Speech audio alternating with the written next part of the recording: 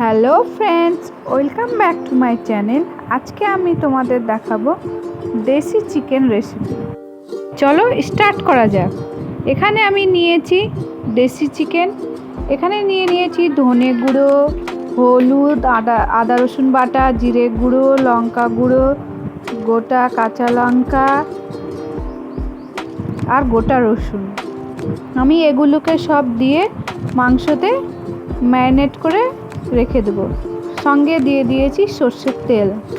ভালো করে ম্যারিনেট করে আমি 10 মিনিট ঢাকা দিয়ে রেখে দেবো। এদিকে আমার কড়াইয়ের তেল গরম হয়ে গেছে। আমি দিয়ে দেব 1 চামচ গোটা জিরে। তারপর আমি দিয়ে দেব তেজপাতা, এলাচ, দারচিনি, পেঁয়াজ কুচিকে হালকা ব্রাউন পর্যন্ত আমি ভেজে নেব।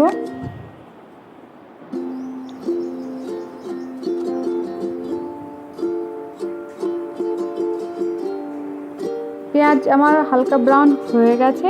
এবার আমি 1 চামচ লঙ্কা গুঁড়ো তেলের ওপরে দিয়ে দেব। তেলের ওপরে লঙ্কা গুঁড়োটা দিলে কালারটা খুব সুন্দর হয়। দিয়ে দিয়েছি একটা গোটা রসুন। এবার আমি দিয়ে দেব আমার ম্যারিনেট করা চিকেন।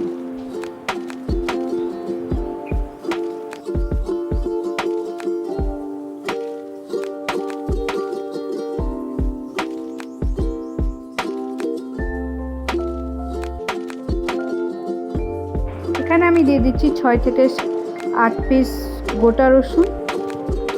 এটা আমি ঢাকা দিয়ে দেব। 5 মিনিট হয়ে গেলে আমি আবার ঢাকনা খুলে নেব।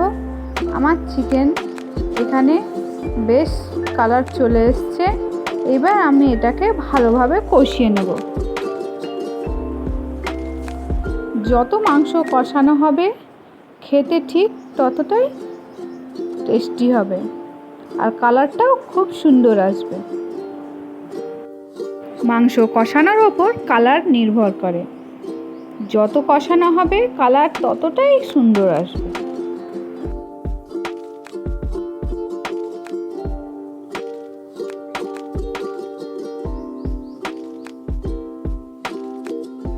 এইখানে আমি 5 মিনিট ঢাকা দিয়ে দেব। 5 মিনিট হয়ে গেলে আমি আবার ঢাকনা খুলে দেব। আমার মাংসতে তেল ছেড়ে দিয়েছে, তার মানে আমার মাংস কষানো হয়ে গেছে।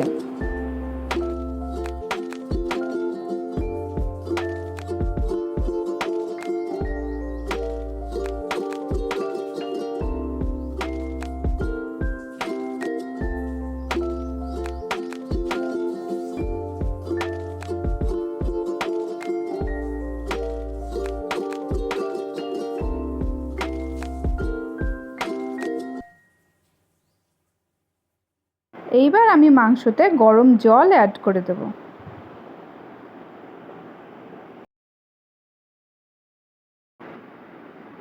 আমার এখানে ফুটে গেলে আমি 10 মিনিট ঢাকা দিয়ে রেখে দেব। 10 মিনিট হয়ে গেলে ঢাকনা খুলে দেব।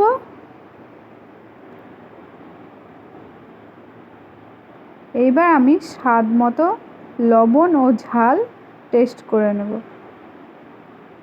লবণ ঝাল ঠিকঠাক নিজেদের মতো দিয়ে দেব। তারপর আমি এখানে দিয়ে দেব গরম মশলা গুঁড়ো। এখানে আমি সানরাইজের গরম মশলা গুঁড়ো ব্যবহার করেছি। আপনারা অন্য কিছু ব্যবহার করতে পারেন।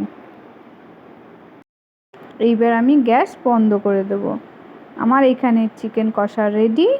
আপনাদের ভালো লাগলে অবশ্যই লাইক অ্যান্ড সাবস্ক্রাইব করবেন। Bye bye.